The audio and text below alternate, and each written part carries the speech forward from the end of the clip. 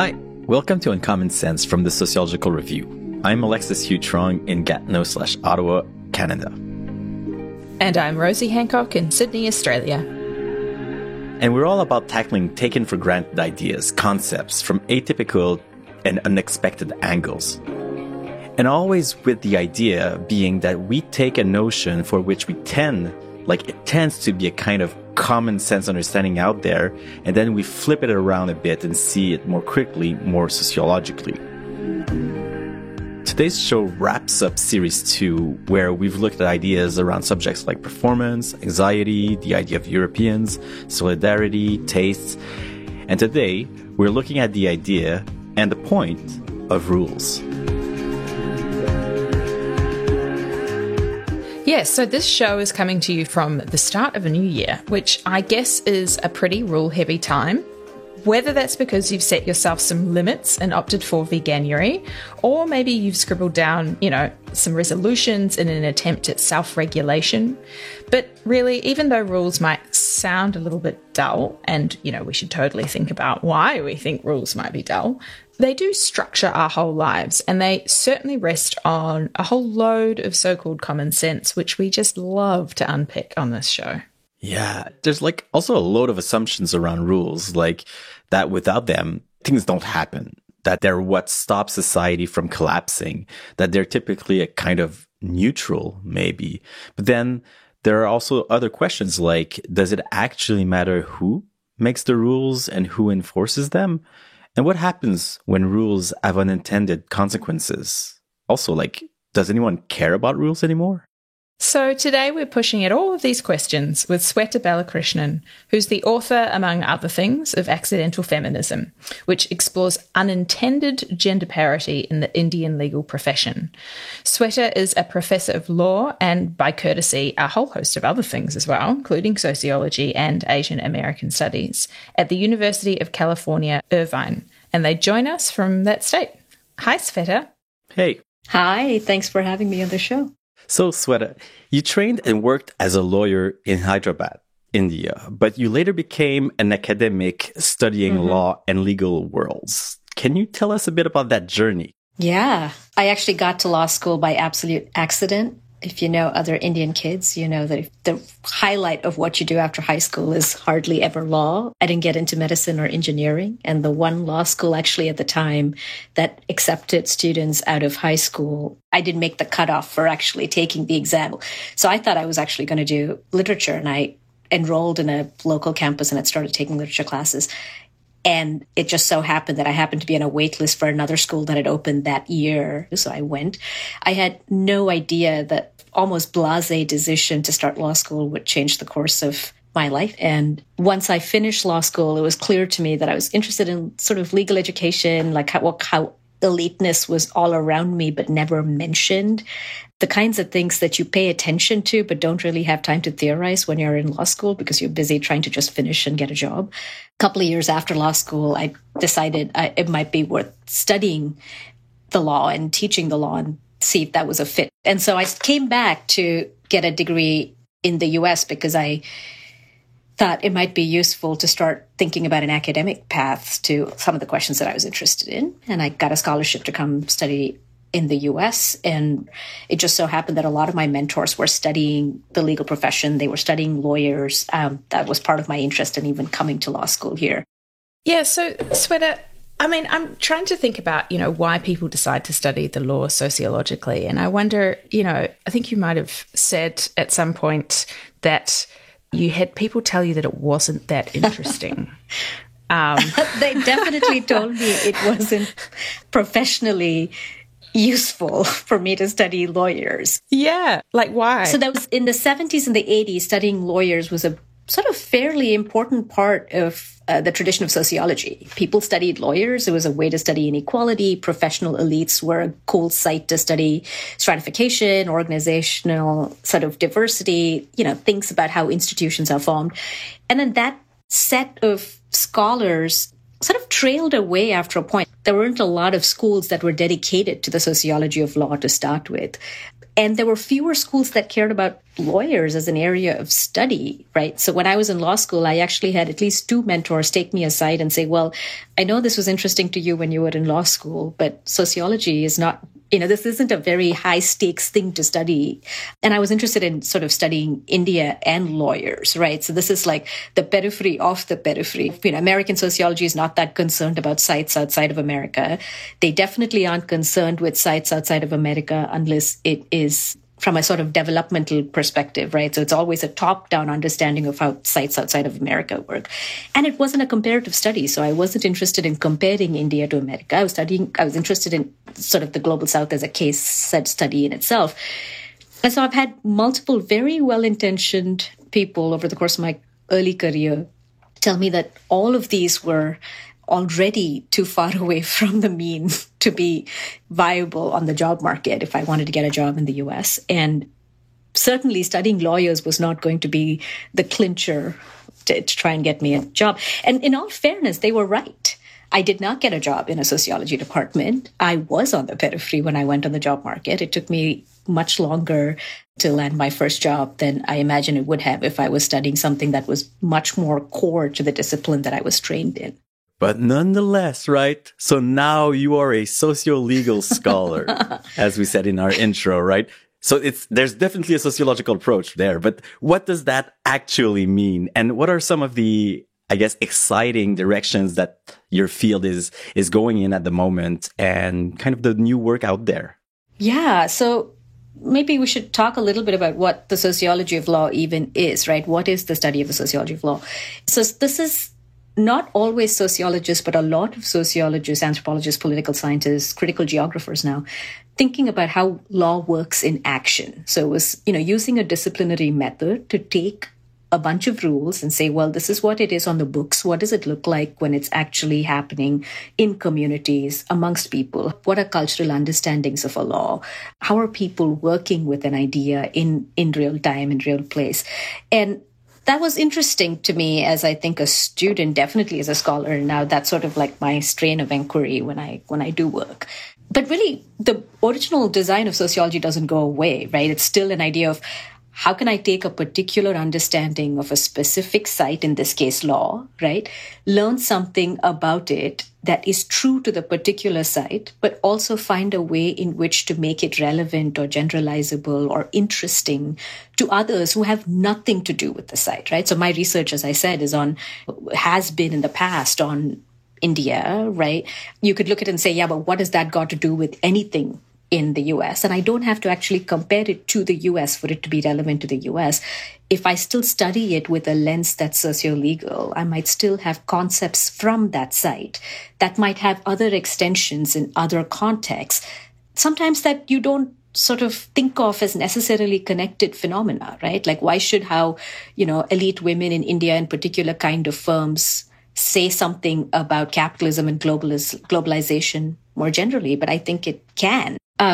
Interesting work. There's so much exciting work. I think there's one main association for socio-legal scholars, the Law and Society Association. It's based in the US, but it also has international extensions every 5 years. And some of the work that's coming through that association to me is very exciting because it reminds me of the directions that the field can take. So I was trained in sort of versions of it that cared about legal globalization and how can lawyers change the way in which cultures are made, right? So Brian Karth and Yves Desilets have earlier work on transnational lawyers and how the way in which lawyers connected with each other changed economic fields in different countries and how, for example, lawyers in Asia changed the way in which legal reproduction happened globally.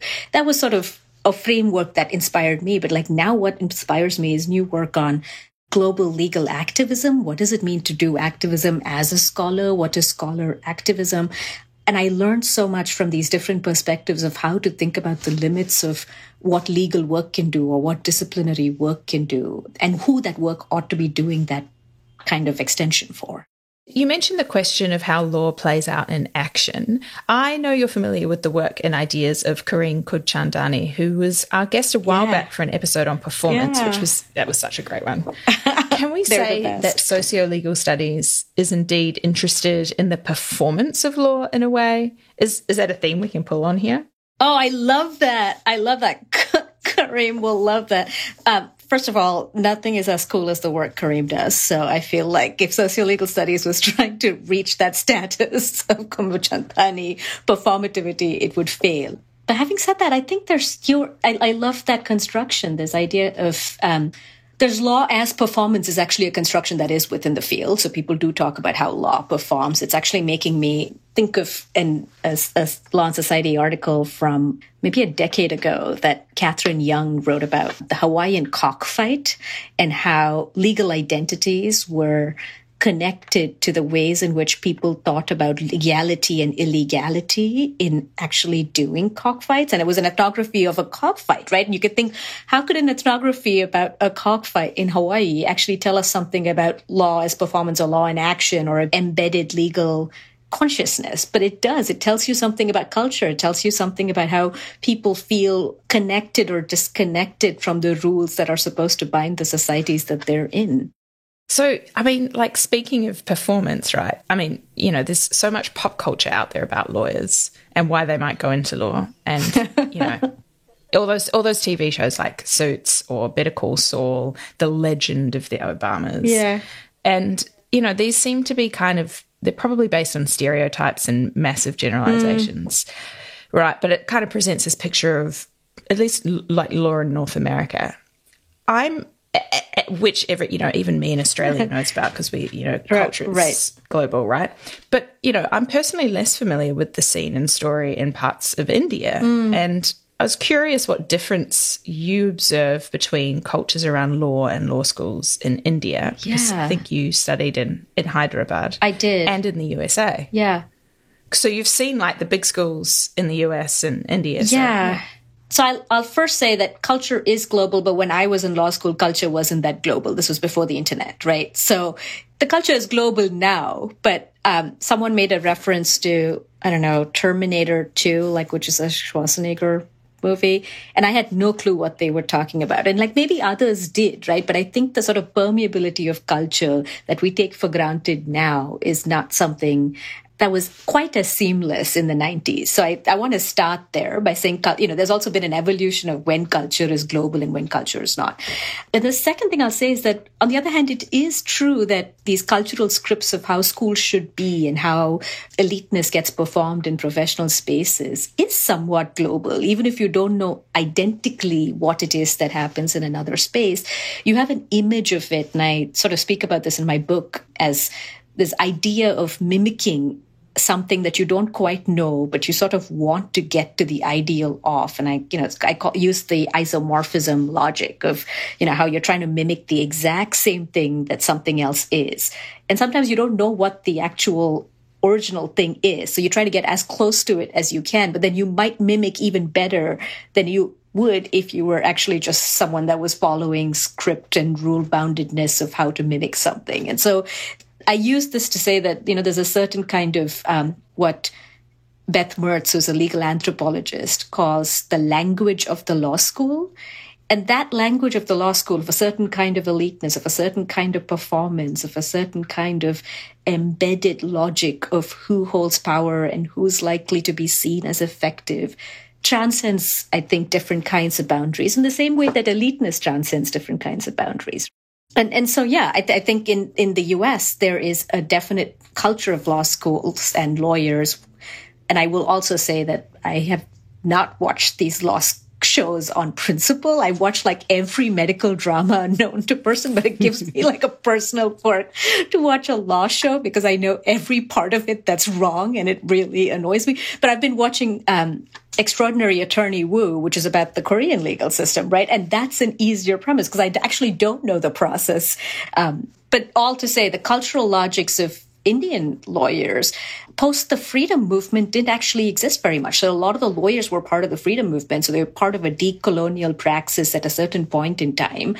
But the cultural appeal of lawyers after that sort of went down until these 5-year law schools started in the 90s. And so, by the time when I was growing up, it wasn't actually a great, very elite, culturally useful thing to be a lawyer, because the prestige, both culturally and performatively, had gone down from the freedom, like post the freedom movement in the 40s, to when I was in law school in the 90s. That half decade was not a great time for legal consciousness.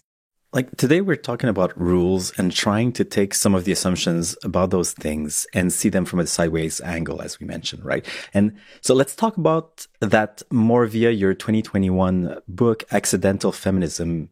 Could you tell us about that research and kind of what prompted it? Yeah, I was very influenced by the people I knew after I finished my master's degree at Harvard. I had a fellowship at the law school with what was then called the Center on the Legal Profession. The faculty director was interested in studying globalizing countries and legal profession in different kinds of countries. So David Wilkins was the faculty director and I was the fellow. And so India became like a sort of comparative project that was of interest at the year that I was there.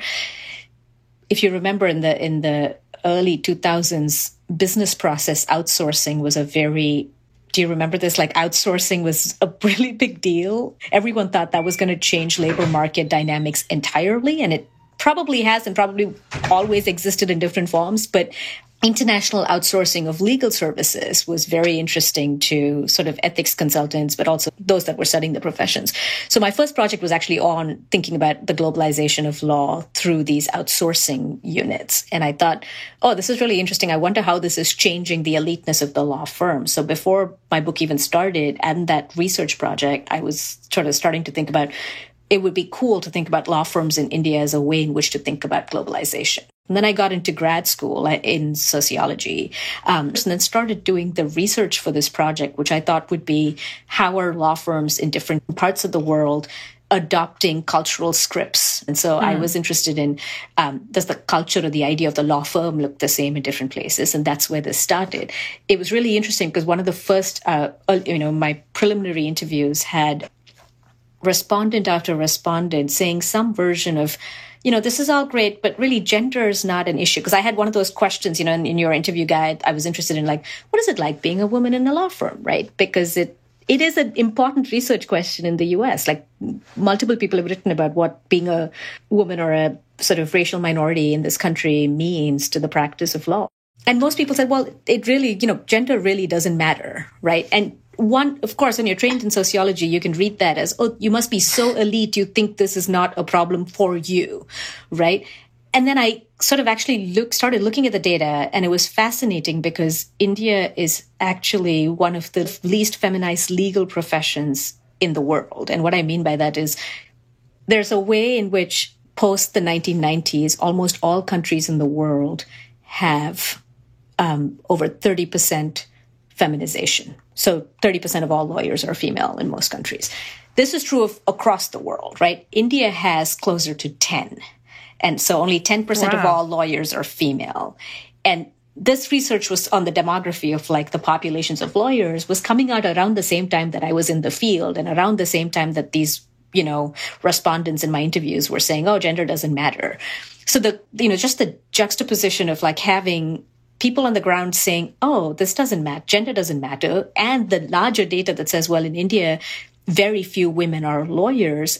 Just sitting that side by side was really interesting.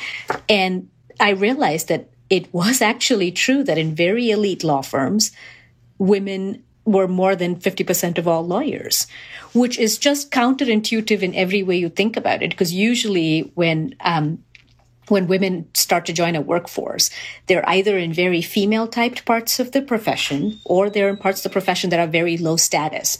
So to find women not just be in small numbers in the profession, but to actually find them be very well represented in the highest status versions of the profession was actually really intriguing as a sociologist because it went against all of the gender theories that we have in other countries. It goes against what we expect inequality to look like. It's such a common problem for researchers. Well, common problem. It's something that I certainly identify with going into the field and sort of not necessarily finding exactly what you're expecting and being surprised by what's in there. So I think that's, I'm glad that you pointed it out. But I also wanted to ask, when you say, if you're saying feminism's actually occurring here, what is feminism in this case?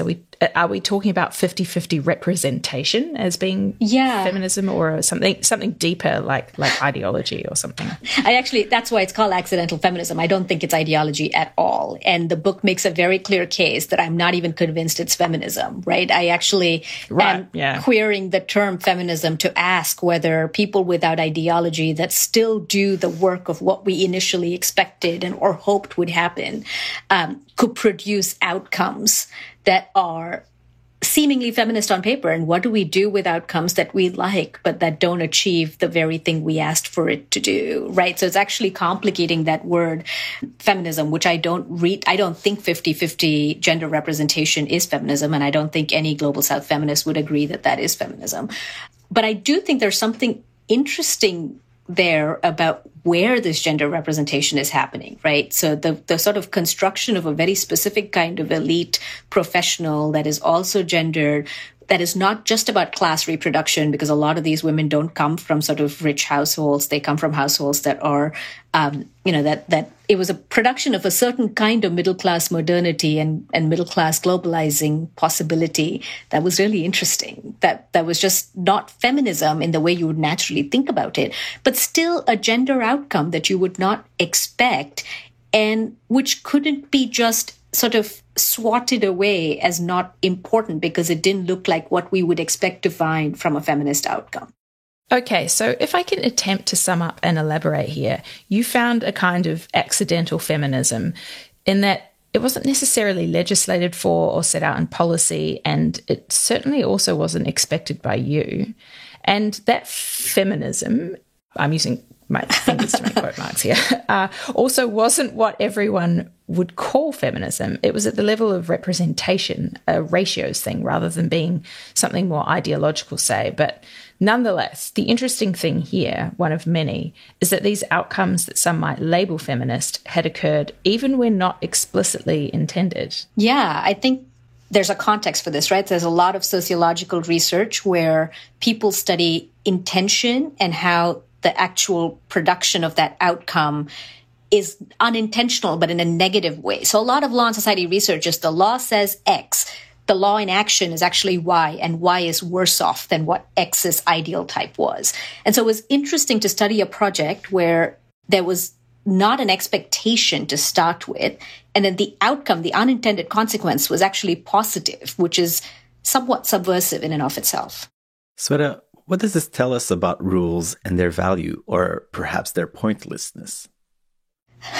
I would urge us to not think about, structure and rules and the intention to keep equitable workforces as pointless, right? Nothing in my book is to suggest that intention is not important. As someone who's politically committed to intention, I find it to be crucial for how organizations and institutions are built. The project was really about also asking what we did with outcomes that were unintentional, but also somewhat positive, which sort of then queers how we think about intention. So it's not to do away with intention, but also to offer space for the unintentional, which I think can be useful in the world that we live in, where a lot of intention has gone haywire. And the product of looking at different spaces, I think I end the book on the suggestion that we should be not just looking at different places, but also seeing the places we look at a little bit differently. And I think that's the theoretical crux of the book. That's the part that travels beyond the site, right? So it's not just about women in India and an organization. It's about how do we look for generative, positive possibility. And this kind of leads to a broader, more abstract question, which is can equality or rather maybe equity actually come from unequal and non-diverse organizations? And if it does, is it really a durable or a kind of deep type of equality. Like in one of your pieces, I think you mentioned a point made by the legal ethics pioneer Deborah Road that despite its commitment to equality, law was one of the least diverse professions in the USA. And I guess the question is whether it matters who is making the rules or maybe like how diverse those peoples are. Yeah. So like all good ethics questions, the answer to this is complicated, right? So on the one hand, it is true that just having a diverse population in positions of leadership isn't going to serve the ends we deserve and demand. And, the state of the world right now is ample proof that it is very well the case. On the other hand, I think there is a sort of nugget of radical possibility in organizations that are represented in specific ways by diverse individuals, right? So when you produce a certain kind of diverse pool of an organization, it doesn't matter if they're not working in exactly the scripted ways that you expect them to work. It still changes the tenor of that organization. It changes the cultural, arc of what that organization can do over the course of, many years. And for the law firms I study, you can look at it and dismiss it and say, well, these are, urban, upper middle class, English speaking, women who are sort of just reproducing their hierarchies in these specific spaces. And it's definitely true that those kinds of inequalities are, at front and center, as I speak about in my book. But it's also true that in other contexts, this hasn't happened. And that has changed the arc of how these firms grow and change and become their own over time. So for a young person starting in a law firm like this, being able to see what it might look like for them over a 10, 20-year period changes the ways in which they experience the organization, as opposed to being in an organization where there is nobody that can possibly be successful in that organization. So I think it can have longer-term effects. And I think I'm in that sort of tiny camp of humans that think all optimistic outcomes demand that we have patience, right? And sort of recursive reproduction of possibility. It's not going to happen overnight. It's not going to look the ways you think it. And I think I'm drawn to the messy outcomes and the possibility they offer us for generative long-term possibility. So I want to kind of shift the focus of what we're talking about just slightly, although it is kind of related to I guess, questions of diversity.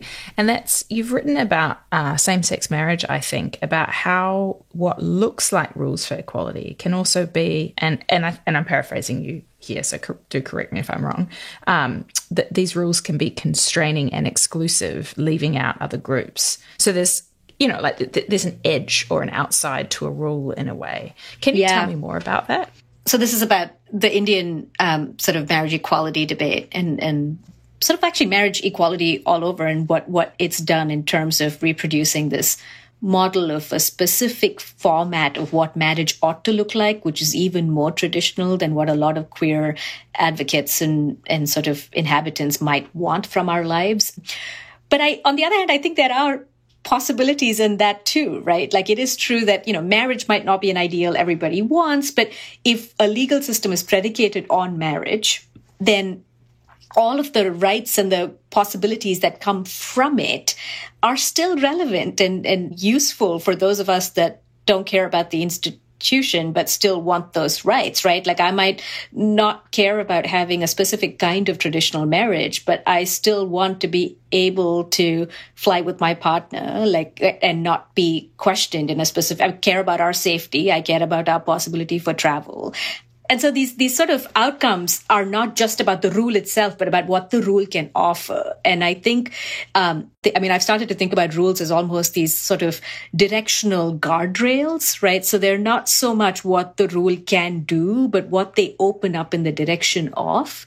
And how that could then set a path dependency for other things that you can keep pushing for that changes it. I think rules are the bare minimum. And I sort of follow in this larger tradition of critical race theorists who have said, well, you can't do away with the entire infrastructure of what you demand, because what you demand is what holds the sort of base structure for building the things that you want to build. And I think that's what rules offer. They offer the skeleton of what you can build from. They're not the whole house. And so thinking through the capacity for rules and what direction you want them to be is very different from thinking of them as substantive or substantial equality, which they definitely are not. So what you've been explaining really speaks around this question of what rule, well, what value rules have, whether their value is kind of like in their intent or in their outcome. But I was wondering if we can kind of take a step back and like even further and ask, like, does anyone even care about rules like nowadays? Like, I say this because the idea of rules as a concept seems intuitively related to something like truth. And well, like even many of our leaders today seem to have not much regard for either, actually. So how do we think about our subject of rules in relation to kind of a post-truth society? Does that make sense? It totally makes sense. I also think that your phrasing, does anyone care for rules? I think the people who don't care for rules are people who have rules and who are not actually affected by not having rules. If you're in the middle of a genocide, it matters what international human rights conventions say about what that possibility is, even if you don't actually think that's what's going to give you a full life. Right? So rules matter if you're in the middle of a crisis where rules can actually hold the fort for what is being done to you. And you're totally right that, the phrasing you had at the end of your question, which is like, leaders seem to not care about rules. They don't, because they have power to not care about rules. It actually doesn't impact them whether the rules matter. So rules get used as tools for legitimacy building. Rules get used as ways to sort of reinforce pockets of power that already exist. But for those that don't have them, rules can actually be new modes of contestation. And I think this is why critical lawyers still rely on rules as sort of starting points of interventions, because you can care about a lot of things ethically, morally, culturally, politically, but how that actually gets operationalized into action, one of those many tools is the law. And I think this is why to go back to the start, right? This is why it matters. It matters that you have a construction of who the law is serving, which is what sort of sociology gives you, and use the law in service of that construction, which is definitely what the law offers. Hi, I'm Alice, producer of Uncommon Sense, and thank you for joining us as we reflect on rules with Sweta Balakrishnan. If you're curious about socio-legal studies, you can head to the sociologicalreview.org, where there's loads to read as ever, including a 2021 magazine piece on the socio-legal issues tied up with the increasingly vibrant digital life of environmental campaigns, plus a 2019 report from the UK's Socio-Legal Studies Association conference, including reflections on a talk about resilience in law students. We'll put it all in our show notes with details of those pieces and their authors, of course. And meanwhile, as ever, please rate, review and follow us in the app you're using to hear this. It helps us to keep bringing more Uncommon Sense to you. Back to Rosie. Okay, so Sweta, here's where we really hone in on yet another seemingly common sense term or idea that fits with today's theme. Last month, talking to Nikki Falkoff about anxiety, we turned to the idea of reflexivity, which is powerful both inside and outside academia. And today we're doing a similar thing, looking at a value which will be very familiar to anyone who's done, Research Methods 101 courses, and that is neutrality. So we're going to get to that. But first, Sweta, it's pretty obvious we should mention that assumptions of neutrality are pretty embedded in law, from the idea of people being equal before the law to the idea of justice being blind. Right. But can this idea be dangerous too? It's incredibly dangerous. And I think, critical race scholars have been built around the assumption that law is neutral is deeply problematic. Law is neutral actually starts from the standpoint of, as we said in the last question, those that actually have the power and can make the rules and made the rules for themselves, right? So part of what's inherent in it is who it doesn't include in its neutrality. And so, law is actually an excellent site for unpacking neutrality. And I think critical sociological analysis does exactly that. It helps us see what parts of law say it's neutral while it's actually deeply not. And it's a framework that's informed my writing. It's a framework that's informed my teaching. And I definitely think thinking about law as the most accessible version of what non-neutral is while calling itself neutral is pertinent. I guess similarly, this word neutrality has all sorts of meanings and pressure points, including in journalism, politics, and so on. But what does this word typically mean in social sciences in particular? And like, how does the assumption maybe that researchers should be neutral shape how people go about doing like their research? Yeah, so I think there's a methods question that you're asking, but also a substantive question about the field. And I'll answer the latter first, because I think for the way it comes up in my work is around the idea of merit, right? Or equality. So I do a lot of work on studying lawyers and legal education and how we think of good students and, successful students and who belongs and who has satisfaction. And all of these are predicated on grounds of who the ideal student is. And the ideal student is often predicated on ideas of like a neutral logic. And educational institutions are rife with that idea of merit and neutrality, which is as long as you are good, you will do well. If you pass this, you will do X, right? All of those benchmarks are seemingly neutral benchmarks, but are structured to keep those that it does not want to include at bay. So substantively, I think at least for the kind of work that I do, merit and equality is where neutrality hides in plain sight. The sort of logic of it as a method is somewhat related, but also distinctly different, right? It's what is seen as achievable method, what is generalizable, what kind of data do you use to answer what question? And in that way, neutrality is biased because often neutrality that is expected is with big data, with data that is replicated in different kinds of contexts. And that entirely excludes the possibility for including voices that might not be replicable, right? And where, using as points of data, reflexivity or possibility that is incredibly created around a specific position, which in my view is very important data, but data that does not align with what the social sciences will think of as good neutrality often, because it doesn't sit alongside its old traditional models of what generalizability is. Sweta, you've written about an encounter with a white male older professor who asked you why you had brought yourself into your work. The inference being, I think, that, doing this somehow undermined the data. Can you tell us about that? Yeah, I mean, I've written about this in multiple places because it really was a node to think about my ethical priors and my sort of methodological priors. And it's worth clarifying that it wasn't just a, why do you do X? It was also your book has such great data. It makes this argument so clearly using data. Why did you also feel the need to have a self-reflexive prologue? So my book sort of starts off with a very personally self-reflexive prologue, which was politically and necessarily salient to me. And the book itself is based on a long ethnography with a lot of interview data that was coded specifically around disciplinary lines. And so part of the question was a compliment. It wasn't a sort of retort. It was a generous compliment to say, your book has so much good data. Why did you also feel the need to have this self-reflexive start to it? Because that's not what was the base of the data. And the person was right. That's not what the book was about. But to me, it was politically necessary to hold the data that I had found in context, given my reflexive position.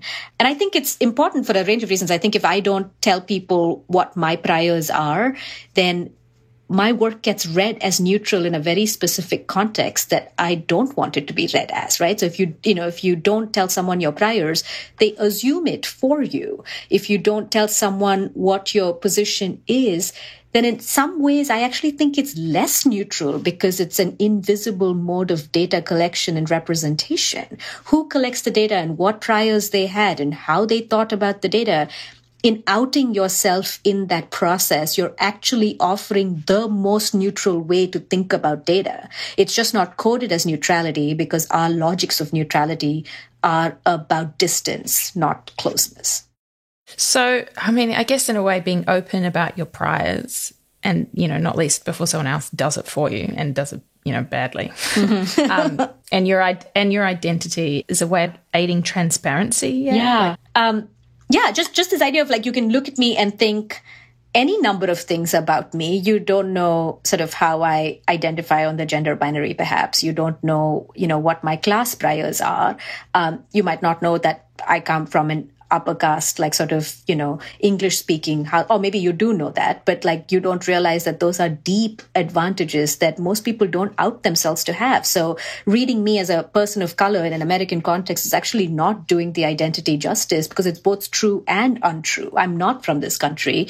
The advantages I have are not advantages that translate to this country, perhaps, but they also do translate. And so being open and honest about all the things that advantage me and all the things that disadvantage me, perhaps, are important for the context of any process of neutrality. And I think that's why I call it a flexible category, because it's not like these identities are fixed. They're constantly responding to the environments I'm in. They're responding to the interactions that I'm part of. And I think that's necessary to do that kind of vulnerability in method. And then what I mean by that is essentially just being open and reflexive and constantly reassessing where you're privileged and where you're not when you're actually doing data collection and reflection and analysis, because it aids in the transparency of what you're actually producing as scholarship.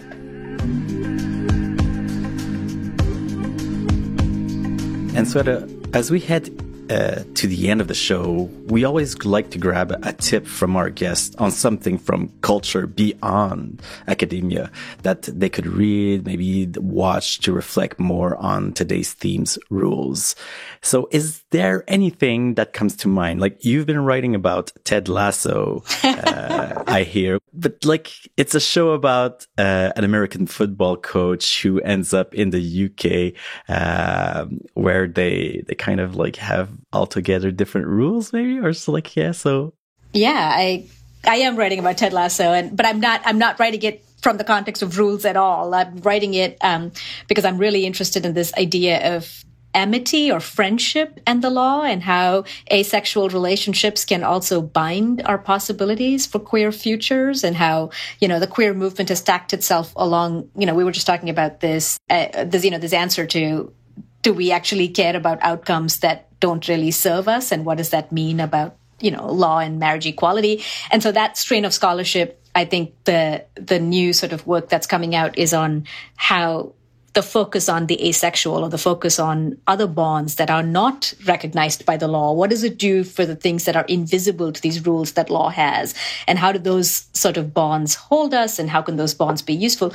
And so Ted Lasso has been the sort of node for theorizing about some of that, because I won't give the goal of the show away, but it doesn't really have a long logic of romantic entanglement across the show. And it's not it's not a side show. It's a very mainstream show. It's a show that a lot of people watch.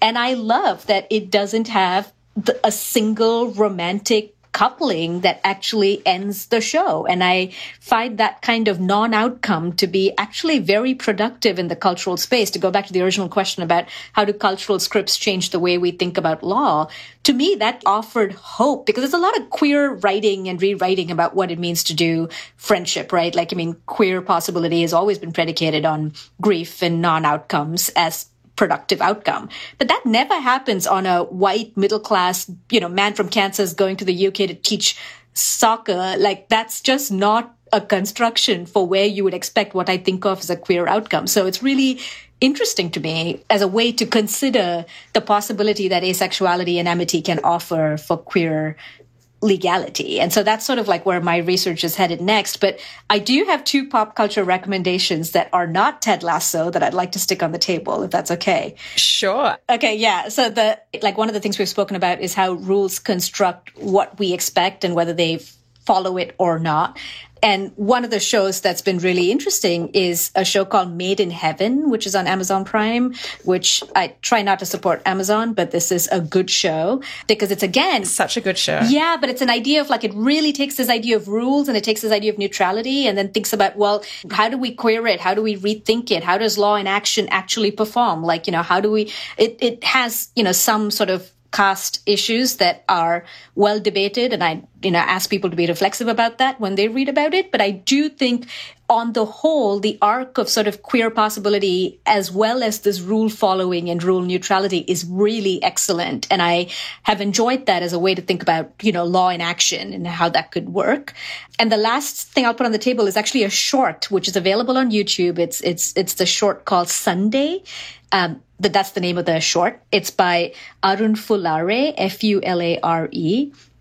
And it is this excellent little snippet of how to think about everyday queer life that is visible in plain sight, but also not in an Indian context. I won't give it away, but I just think it's a delicious little snippet if you have 10 minutes.